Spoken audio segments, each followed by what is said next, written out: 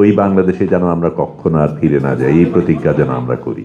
যেই মা, যেই বোন, যেই আত্মীয় তার ওই প্রিয়জনকে কবর দিতে পারেনি, তার দেহটা দেখেনি, তার জন্য জীবনটা কতটা কষ্টের সেটা আমাদের ভাবতে হবে। আমি বুঝতে পারি মায়ের ডাক কি গুরুত্বপূর্ণ একটা ভূমিকা পালন করেছে। তারাও কিন্তু আমাদের মায়ের ডাকের থেকে অনুপ্রেরণা পেয়েছে, আমরা যেমন তাদের থেকে পেয়েছি। ওই বাংলাদেশে যেন আমরা কখনো আর ফিরে না যাই, এই প্রতিজ্ঞা যেন আমরা করি।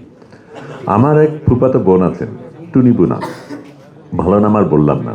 ৭১-এর ২৫শে মার্চের রাতে ওনার স্বামী শামসুজ্জামান, উনি ছিলেন চট্টগ্রাম পোর্ট ট্রাস্টের চিফ ইঞ্জিনিয়ার, তাকে পাক হানাদাররা ধরে নিয়ে যায়। তারপরে তার কোনো খবর আমরা পাইনি। অনেক বছর হয়ে গেছে, আমরা ধরেই নিতে পারি এতদিন কি হয়েছে। এবং এখানেও তো আমরা জানি যে মাইকেল চাকমাকে যখন নিয়ে যাওয়া হয়েছিল, তার পরিবার এক পর্যায়ে মানে সে মারা গেছে ভেবেই কিন্তু অগ্রসর হয়েছিল। আমরা তো আশা করি এখনো সেই মানুষগুলিকে ফিরে পাবো।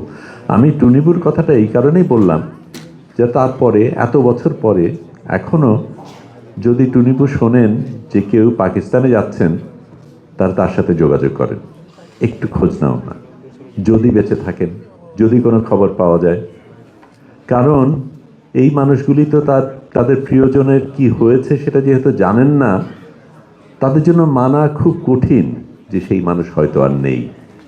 এবং যেই মা, যেই বোন, যেই আত্মীয় তার ওই প্রিয়জনকে কবর দিতে পারেনি, তার দেহটা দেখেনি, তার জন্য জীবনটা কতটা কষ্টের সেটা আমাদের ভাবতে হবে। কারণ একজন মারা গেলে তো অবশ্যই দুঃখজনক, কিন্তু যেখানে আমি জানি না, ওই স্বপ্ন নিয়ে আছি, তারপরেও বুক কাঁপছে, কিন্তু মন আমাকে বলছে মেনে নাও।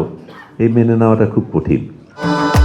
ভবিষ্যৎ হোক নিরাপদ, বিনিয়োগ হোক বিশ্বস্ত, আর আমার পছন্দ সল্ট বে। ওয়েলকাম টু সল্ট বে। এবং এই মেনে নেওয়াই আমাদের করতে হচ্ছে আজকে এরকম জায়গায়। কারণ সত্যিকার অর্থে আমরা এখনো সেই শেষ বিচার পাইনি, সত্যিকার অর্থে কী হয়েছে জানি না। আমরা ফিল্মটার মধ্যে যে এই অংশগুলি দেখলাম, একেবারে শেষের অংশটা যদি দেখেন, যখন ওই ভাঙা দেয়ালের ভেতর দিয়ে আপনি দাঁড়িয়ে দেখছেন, তখন তো আপনি জানেন এর ভেতরে কি হয়েছিল। ওই দেয়ালগুলি তখনও কাঁদে, চিৎকার করে। এই চিৎকার, এই ক্রন্দন আমরা শুনতে পাই কিনা সেটাই হচ্ছে কথা।